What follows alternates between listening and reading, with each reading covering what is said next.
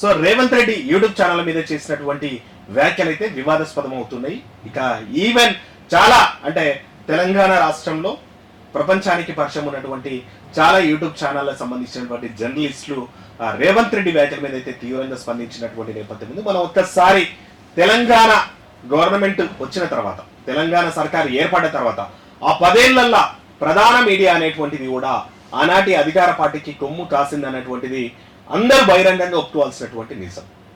చాలా మంది జర్నలిస్టులు, మనలాంటి జర్నలిస్టులతో పాటు చాలా మంది జర్నలిస్టులు, తొలివెలు రజ అయినా సరే, తీన్మార్ మల్ల అయినా సరే, ఓకే టీవీ శ్రావ్య అయినా సరే, ఇట్లా పేర్లు చెప్పుకుంటా పోతే చాలా ఛానల్స్, మిర్రర్ టీవీ అయినా సరే, ఇట్లా కొన్ని ఛానల్స్ ఆనాటి ప్రభుత్వానికి కొమ్ము కాస్తున్నట్టు కనిపించిన అవసరమైన దగ్గర ప్రతిపక్షంగా అయితే పనిచేసింది. ఇక పెద్ద ఛానల్ ఏవి కూడా ఆనాటి ముఖ్యమంత్రికి ఎదురొడ్డి ప్రశ్నించేటువంటి తత్వం లేకుండే. చాలాసార్లు మనం ప్రెస్ మీట్లలో చూసినాం జర్నలిస్టులను ఎంత చులకనగా మాట్లాడుతుంటే ఆనాటి కేసీఆర్.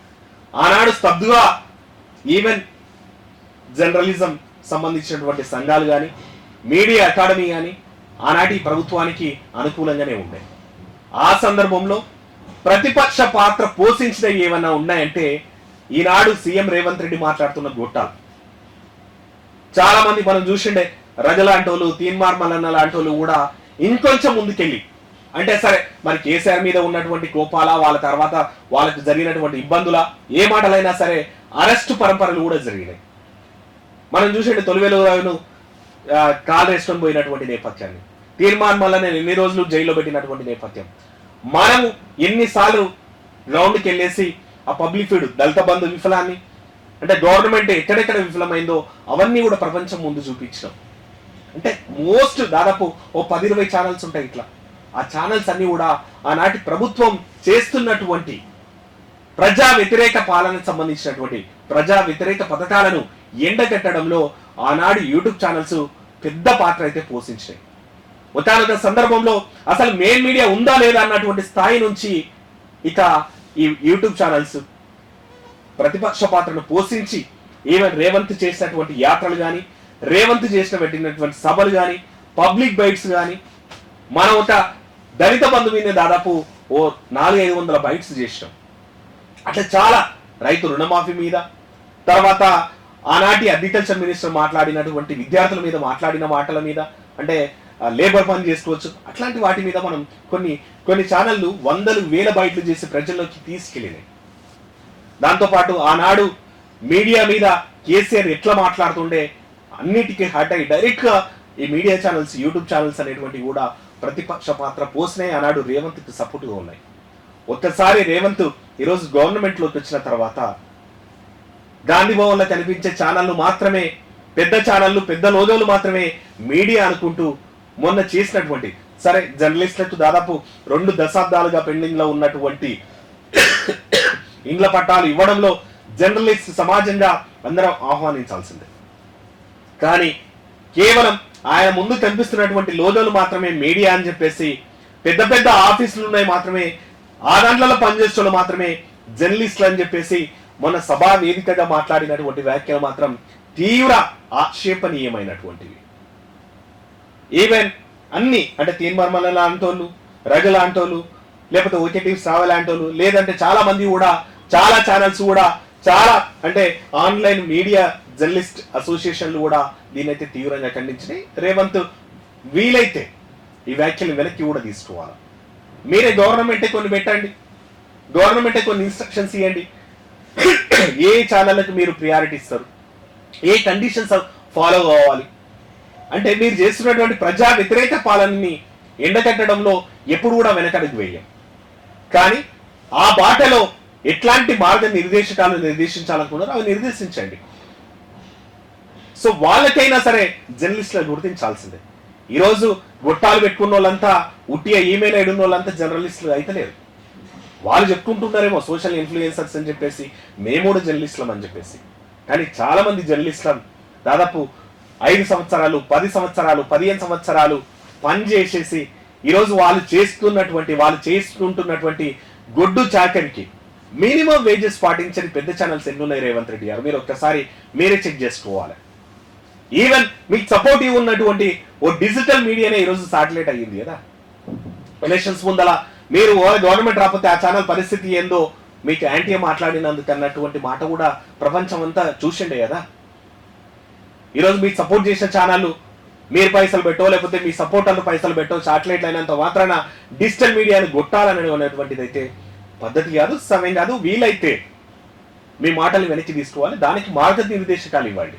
ఎవరు జర్నలిస్ట్ అనే దానికి జర్నలిస్ట్ సంఘాలను ఈరోజు ప్లాట్లు ఇచ్చిన వాళ్ళను లేకపోతే పెద్ద ఛానళ్ళను కూసబెట్టి వీళ్ళే జర్నలిస్టులు అని చెప్పేసి వాళ్ళకి పెద్ద పీట వేస్తామని చెప్పేసి ఏమైనా ప్రెస్ మీట్లకు పెద్ద బ్రాండ్ ఉంటేనే లోపలికి రాణిస్తామని చెప్పేసి ఏదైనా మాటలు చేసినా సరే వ్యాఖ్యలు చేసినా సరే ఈ ఆన్లైన్ జర్నలిస్టుల నుంచి అయితే తీవ్ర వ్యతిరేకత అయితే ఎదుర్కొంటారు. రెండవది, మీ టార్గెట్ ఎవరు, వాళ్ళ మీద మీకు క్లారిటీ ఉండాలి. మిమ్మల్ని ఎవరు బ్లేమ్ చేస్తున్నారు అంటే మీరు మంచి పని చేస్తున్నా సరే ఎవరు వ్యతిరేకిస్తున్నారు? మీ యాంటీ పార్టీలో లేకపోతే ప్రతిపక్ష పార్టీలో మీ మీద కావాలని దుమ్ము పోస్తే వాళ్ళని మీరు టార్గెట్ ఎన్నుకొని విమర్శించండి. అంతే అని ఈ అందరినీ ఒకే ఘాటి గట్టేసి వీళ్ళంతా గింటే యూట్యూబ్ గొట్టాలు అని చెప్పేసి వ్యాఖ్యలు అయితే సహేతుకమైనవి కాదు, సరైనవి కావు. దీని మీద కరెక్షన్ చేసుకోవాల్సిందే సీఎం రేవంత్ రెడ్డి గారు. దాంతోపాటు యూట్యూబ్ ఛానలే నిన్ను గద్దె దించుతాయి అన్నటువంటిది, నీ బండారాన్ని బయట పెడతాయి, వాటిని తక్కువ చేసి మాట్లాడడం సరికాదు. సీఎం రేవంత్ పై హరీష్ ఫైర్. సరే, ఈ రోజు వాళ్ళు అపోజిషన్ ఉన్నారు కాబట్టి ఆ రోజు కూడా వాళ్ళ అధికారంలో ఉన్నప్పుడు అయితే వాళ్ళని డైరెక్ట్ గా టార్గెట్ చేసి చేసిన వాళ్ళ మీద విమర్శలు లేకపోతే అరెస్టులు చేసినట్టు కానీ ఎన్నడూ కూడా ఆనాటి బీఆర్ఎస్ ప్రభుత్వం ఇట్లాంటి మాటలు మాట్లాడే గొట్టాలని లేకపోతే ఇట్లా అని వాళ్ళని కేసీఆర్ ని చాలా సార్లు ప్రతిరోజు లైవ్లు పెట్టి విమర్శించేటోళ్ళు. మరి ఇంకా ఇట్లా అనుకుంటే ఆ గుట్టాలు ఈ గుట్టాలు అనుకుంటే కేసీఆర్ రోజుని తీసుకుపోయి లోపలేయాల్సినటువంటి పరిస్థితి ఉంటుంది. ఒక పదవిలో ఉన్నప్పుడు యావత్ సమాజం ఆ పదవికి గౌరవం ఇవ్వాల్సిందే. అది మీడియా వాళ్ళైనా సరే సామాన్య ప్రజలైనా సరే, ఆ పదవిలో రేవంత్ ఉన్నా సరే, కేసీఆర్ ఉన్నా సరే, కేటీఆర్ ఉన్నా సరే, నా సొంటుడు ఎవడన్నా ఉన్నా సరే, అనామకుడు ఉన్నా సరే, ఆ పదవికైనా సరే రెస్పెక్ట్ ఇవ్వాలి. ఎట్ ద సేమ్ టైం ఆ పదవిలో ఉన్నోళ్ళు కూడా మనం ఏం మాట్లాడుతున్నామో అనేటువంటిది కూడా ఆలోచించి మాట్లాడాలి. కేవలం ఒకరు చేసిన దానికి ఆ టార్గెట్ మర్చి యావత్తు ఆ సమాజాన్ని ఆ ఘాటికి కట్టేసి వీళ్ళంతా మూర్ఖులు, వీళ్ళు అసలు జర్నలిస్టులే కాదు, వీళ్ళకి ఏం తెలివే లేదు, వీళ్ళకి ఏం రాదు అని చెప్పేసి ఈరోజు యూట్యూబ్ సమాజం లేదంటే డిజిటల్ జర్నలిస్టులు ఓ సవాల్ అయితే చేస్తారు. సరే చూద్దాం, పెద్ద ఛానల్లో మీరు చెప్పినటువంటి జర్నలిస్టులు ఈ డిజిటల్ మీడియాలో గొట్టాలనే మాతోటి పోటీపడి మరి న్యూస్ చేయమని చెప్పండి, స్టోరీలు రాయమని చెప్పండి, ఇన్వెస్టిగేషన్ జర్నలిజం చేయమని చెప్పండి. వాళ్ళని క్రిటిసైజ్ చేస్తారు. దాంట్లో కూడా నిష్ణాతులైనటువంటి టాలెంట్ ఉన్నటువంటి జర్నలిస్టులు లేరని కాదు, దీంట్లో ఉన్నారు, దాంట్లో ఉన్నారు. దాన్ని కేటగరైజ్ చేయండి. మీరు అన్నట్టు ఎంత పబ్లిష్ అవుతుందో దాన్ని బట్టి అక్రిడేషన్స్ అంటే డిజిటల్ మీడియాలో కూడా మేము ఎంతమందిని రీచ్ అవుతున్నాం, ఎన్ని సమస్యలను చూపిస్తున్నాం, ఎంత న్యూస్ ఇస్తున్నాం, మాకు ఎంత స్టాప్ ఉంది, ఇవన్నీ కూడా పరిగణలోకి తీసుకోవాలా. మా ఛానల్కి కూడా అక్రిడేషన్ ఇవ్వాల్సినటువంటి అవసరం ఉంటుంది. వాళ్ళ అర్హతలు ఏందో చూడండి, వాళ్ళ ఎక్స్పీరియన్స్ ఏంటో చూడండి, దానికి మార్గనిర్దేశకాలు పెట్టండి. అంతేగాని యూట్యూబ్ ఉన్నంత మాత్రాన ఈమెయిల్ ఐడి ఉన్నోడల్లా యూట్యూబ్ పెట్టినంత మాత్రాన జర్నలిస్టులు కాదు. At the same time YouTube పెట్టిన వాళ్ళంతా లంగలు దొంగలు కాదు, అందరు దోస్తున్న తినేటోళ్ళు కూడా కాదు. పెద్ద ఛానల్ చాలా కూడా చేస్తున్నాయి. ఈరోజు పెద్ద ఛానల్లో ఒక ప్రశ్న, వాళ్ళని క్రిటిసైజ్ చేయడం అని కాదు, ఆ పెద్ద ఛానల్ స్ట్రింగర్ ఎంతవరకు అర్హులు ఉన్నారు జర్నలిస్టులు? కేవలం వాళ్ళకు బిజినెస్ లక్ష్యంగా పెట్టేసి చాలా పెద్ద ఛానళ్ళు డిస్ట్రిక్ట్లలో ఉండేటువంటి బ్యూరో రిపోర్టర్ జీతాలు ఇస్తలేవు. మేము కానీ యూట్యూబ్ వాళ్ళం కష్టమైన నష్టమైనా సరే చాలా ఛానల్ మా ఎంప్లాయీస్ రెగ్యులర్ జీతాలు ఇస్తున్నాం. అవన్నీ కూడా ముఖ్యమంత్రి గారు పరిగణలోకి తీసుకోవాలి. కేవలం యూట్యూబ్ అంతే మాత్రమే. రేపటి నాడు మీరే చెప్తున్నారు ఏ అయినటువంటిది దాదాపు 200 ఎకరాలు ఏ సిటీని పెడతాం, రేపటి నాడు ఏదే ఫ్యూచర్ ఉందని చెప్పేసి సమిట్ కూడా పెట్టినరా హైదరాబాద్ లో. మరి డిజిటల్ మీడియానే కదా రేపటి నాడు పెద్ద పెద్ద ఛానల్ బీబీసీ లాంటి వాళ్ళు డిజిటల్ మీడియా చేస్తున్నారు ఇండియాలో. జీ లాంటి వాళ్ళు పెద్ద కంపెనీ వాళ్ళు డిజిటల్ మీడియా చేస్తున్నారు. న్యూస్ 18 రిలయన్స్ లాంటి పెద్ద పెద్ద వ్యవస్థలు న్యూస్ 18 లాంటివి డిజిటల్ మీడియాను చేస్తున్నాయి. మరి తెలంగాణలో వాళ్ళేమో మీకు అర్ణబ్ గోస్వామి లాంటి వాళ్ళు, ఇండియా టుడే లాంటి వాళ్ళు, ఈవెన్ TV9 NTV వీళ్ళందరూ కూడా యూట్యూబ్ ల మీదనే దాదాపు 1-2 కోట్ల రూపాయలు ఇన్కమ్ ఎర్న్ చేస్తున్నారు. వాళ్ళ మెయిన్ ఛానల్స్ మీద నడుస్తలేవు. యూట్యూబ్ లోనే రెగ్యులర్ 1, 20, 30, 40 లైవ్లు పెట్టేసి కోట్ల రూపాయలు సంపాదిస్తున్నారు. అది డిజిటల్ మీడియా.